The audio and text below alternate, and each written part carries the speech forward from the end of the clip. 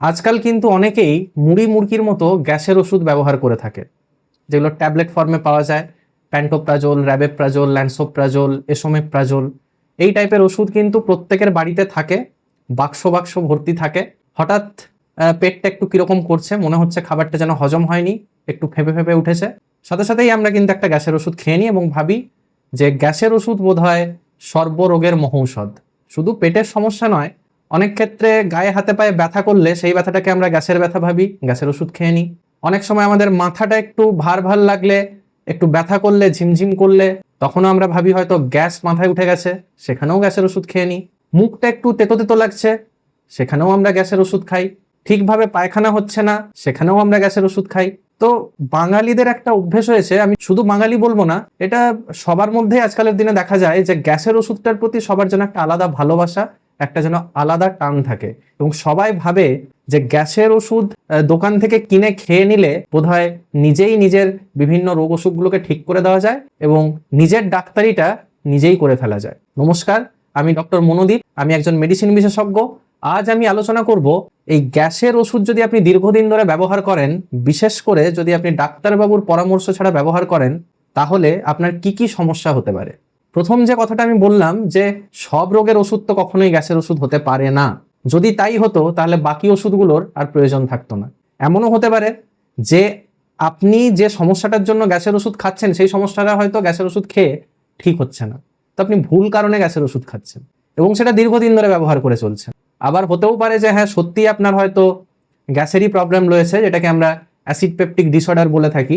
তার জন্য আপনি গ্যাসের ওষুধ খাচ্ছেন, কিন্তু সেটা লাগাম ছাড়া, ডাক্তারবাবুর পরামর্শ ছাড়া দীর্ঘদিন ধরে খেয়ে চলছেন। তো আসুন আর জেনে নিন, যদি দীর্ঘদিন গ্যাসের ওষুধ ব্যবহার করতে থাকেন তাহলে আপনাদের কি কি সমস্যা দেখা দিতে পারে। এই গ্যাসের ওষুধগুলো, বিশেষ করে যেগুলোকে আমরা পিপিআই বলি, প্রোটন পাম্প ইনহিবিটর, এগুলো দীর্ঘদিন ব্যবহারের ফলে আমাদের যে শরীর, সেখানে নানা ধরনের সমস্যা হতে পারে। আমাদের শরীরে পেট থেকে ক্যালসিয়াম, আয়রন এবং ম্যাগনেসিয়াম, এই তিনটে জিনিসের অ্যাবজর্পশন কিন্তু কমে যায়। অর্থাৎ খাবার থেকে আমাদের শরীরে ঠিকভাবে ক্যালসিয়াম ঢুকতে পারে না, ঠিকভাবে ম্যাগনেসিয়াম ঢুকতে পারে না, এবং আয়রনও ঠিকঠাকভাবে অ্যাবজর্পশন হতে পারে না। ফলে আপনার ক্যালসিয়ামের অভাব দেখা দেবে, ম্যাগনেসিয়ামের অভাব দেখা দেবে এবং আয়রনের অভাব দেখা দেবে। তার সাথে সাথে ভিটামিন B12 এর অ্যাবজর্পশনের সমস্যাও কিন্তু হয় এই প্রোটন পাম্প ইনহিবিটরগুলোর জন্য। তো সেখানে আপনার B12 এর ঘাটতি দেখা দিতে পারে। ফলে কি হবে, ক্যালসিয়াম যদি শরীরে কমে যায় তাহলে অনেক ক্ষেত্রে দেখা যায় যারা এজেড পার্সন, 65 এর উপরে যাদের এজ, তাদের কিন্তু অস্টিওপোরোসিস হতে পারে। অর্থাৎ আপনার হাড়গুলো কিন্তু ভঙ্গুর হতে পারে, খুব সহজেই ভেঙে যেতে পারে।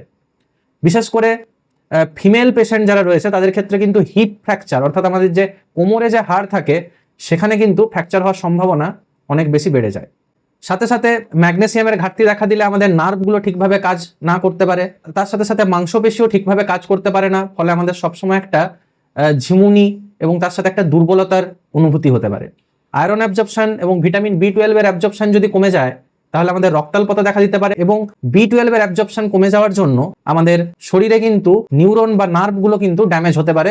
এবার যে বিষয়টা সেটা হলো যে এই পিপিআই বা গ্যাসের ওষুধগুলো দীর্ঘদিন ব্যবহারের ফলে আমাদের ইনফেকশনের রিস্ক অনেক বেড়ে যায়। তা দেখা গেছে যারা পিপিআই গুলো দীর্ঘদিন ধরে ব্যবহার করে তাদের নিউমোনিয়া হওয়ার চান্স অনেক বেশি বৃদ্ধি পায়। সাথে আমাদের পেটেও কিন্তু ব্যাকটেরিয়ার ওভার গ্রোথ হতে পারে। নর্মালি আমাদের পেটে কিছু ভালো ব্যাকটেরিয়া থাকে যেগুলো এই খারাপ ব্যাকটেরিয়াগুলোকে বাসা বাঁধতে দেয় না, কিন্তু দীর্ঘদিন যদি আপনি পিপিআই ব্যবহার করেন তাহলে আপনার পেটে কিন্তু খারাপ ব্যাকটেরিয়া বাসা বাঁধতে পারে এবং তাদের সংখ্যাও কিন্তু বৃদ্ধি পেতে পারে। এছাড়া ক্লস্ট্রিডিয়াম ডিফিসিল নামে একটা ভয়ঙ্কর ইনফেকশন কিন্তু পেটের মধ্যে হতে পারে, যেটা কিন্তু অনেক সময় পেশেন্টের সিরিয়াস কন্ডিশন তৈরি করতে পারে। এছাড়াও কোলাজেনাস কোলাইটিস বলে এক ধরনের অসুখ রয়েছে।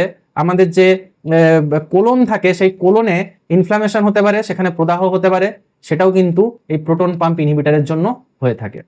এছাড়াও প্রোটন পাম্প ইনহিবিটর দীর্ঘদিন ধরে যে সমস্ত মানুষ ব্যবহার করে তাদের ক্ষেত্রে কিন্তু হার্টের অসুখও হয়ে থাকে। হার্টে ব্লকেজ হওয়ার সম্ভাবনা, হার্ট অ্যাটাক হওয়ার সম্ভাবনাও কিন্তু বেড়ে যায়। বিভিন্ন গবেষণা কিন্তু সেই কথাই বলছে। এছাড়া দীর্ঘদিন ধরে পিপিআই ব্যবহারের ফলে আমাদের অ্যালজাইমার ডিজিজ হতে পারে। রিসেন্টলি একটা মুভিও রিলিজ হয়েছে, আপনারা দেখেছেন। পেশেন্টের কিন্তু একটা ভুলে যাওয়ার প্রবণতা দেখা দেয়। এছাড়া কিছু কিছু মানুষ যারা হৃদরোগে আক্রান্ত হয় তাদের ক্ষেত্রে তারা বিভিন্ন ধরনের ওষুধ খায় এই রক্তটাকে পাতলা করার জন্য। সেখানে কিন্তু সব ধরনের গ্যাসের ওষুধ আপনার খাওয়া চলবে না, বা গ্যাসের ওষুধ খেলেও সেটা একটা নির্দিষ্ট সময়ের ব্যবধানে খেতে হবে, দুটো ট্যাবলেটের মাঝে যেন নির্দিষ্ট সময়ের ব্যবধান থাকে, না হলে কিন্তু আপনার যে রক্ত পাতলা করার যে ওষুধগুলো আপনি খাচ্ছেন সেটা কিন্তু ঠিকভাবে কাজ নাও করতে পারে। কিছু স্টাডিতে কিন্তু সেরকমটাই দেখা গেছে। যারা হার্টের রোগী, যাদের হার্ট অ্যাটাক হয়েছে, তারা যদি রক্ত পাতলা করার ওষুধ খান, তার সাথে যদি গ্যাসের ওষুধ খেতে হয়, তাহলে অবশ্যই ডাক্তারবাবুর পরামর্শ নিয়ে খাবেন। না হলে কিন্তু আপনি যেটার জন্য ওষুধটা খাচ্ছেন সেই হার্ট অ্যাটাকের রিস্ক কিন্তু আপনার বেড়ে যাবে, সেই ওষুধটা কিন্তু ঠিকভাবে কাজ করবে না। সবশেষে যেটা না বললেই নয়, দীর্ঘদিন ধরে গ্যাসের ওষুধ অনিয়ন্ত্রিতভাবে ব্যবহারের ফলে এখনকার দিনে কিন্তু আমরা প্রচুর কিডনির পেশেন্ট দেখতে পাচ্ছি। গ্যাসের ওষুধ কিন্তু কিডনির ওপর মারাত্মক ক্ষতিকারক প্রভাব ফেলে। তাই এই জিনিসগুলো না জেনে নিজে নিজে ডাক্তারি করতে গিয়ে গ্যাসের ওষুধ কিন্তু খেতে যাবেন না। ডাক্তারবাবুর পরামর্শ মতো গ্যাসের ওষুধ খান এবং একটা শর্ট ডিউরেশনের জন্য খান। কখনোই বছরের পর বছর ধরে প্রত্যেক দিন সকালবেলায় একটা করে গ্যাসের ওষুধ না খেলে আমার শরীরও ভালো লাগছে না, ঘুমটাও ঠিক হচ্ছে না, খাবারটাও হজম হচ্ছে না, গাটাও দুর্বল লাগছে, এরকম ভাবতে যাবেন না, এরকম কিন্তু করতে যাবেন না। তাহলে কিন্তু আপনি নিজের অজান্তে আপনার শরীরের অনেক ক্ষতি করে ফেলবেন। তাই সাইড এফেক্ট নিয়ে সবারই একটা মাথা ব্যথা থাকে। যে কোনো ওষুধ আমরা যখন প্রেসক্রাইব করি, আমরা সবসময় দেখেছি পেশেন্ট একটা প্রশ্ন আমাদের সবসময় করে থাকে যে ডাক্তারবাবু এই ওষুধটার কোনো সাইড এফেক্ট নেই তো? অবভিয়াসলি এই প্রশ্নটা থাকা উচিত, এগুলো জানা উচিত, এবং ডাক্তারবাবুকে যখন প্রশ্নটা আপনি করছেন আমার মনে হয় এটা একটা ভ্যালিড কোশ্চেন। কিন্তু তার সাথে সাথে আপনি যে ওষুধটা নিজে ডাক্তারি করে খাচ্ছেন তার সাইড এফেক্টগুলোও তো জেনে নিন। এইভাবে আমার কাজ হলো আপনাদেরকে সচেতন করা, আপনাদেরকে সতর্ক করা, সাবধান করা, হেলথ নিয়ে আপনাদের আপডেট দেওয়া। যদি আপনাদের ভিডিওটি ভালো লেগে থাকে তাহলে অবশ্যই আপনারা অনেক লাইক, শেয়ার আর কমেন্ট করুন, ভিডিওটি সবার কাছে পৌঁছে দিন। এবং এইভাবে আপনাদের হেলথের ছোট ছোট বিষয় নিয়ে আপডেটেড থাকার জন্য অবশ্যই আপনারা আমার চ্যানেলটি সাবস্ক্রাইব করে নিন, যাতে আমার পরবর্তী ভিডিওগুলো আপনারা মিস না করেন। সবাই সুস্থ থাকবেন, ভালো থাকবেন। পরবর্তী ভিডিওতে আবার আপনাদের সাথে দেখা হবে। আজকের মতো এখানেই শেষ করছি। নমস্কার।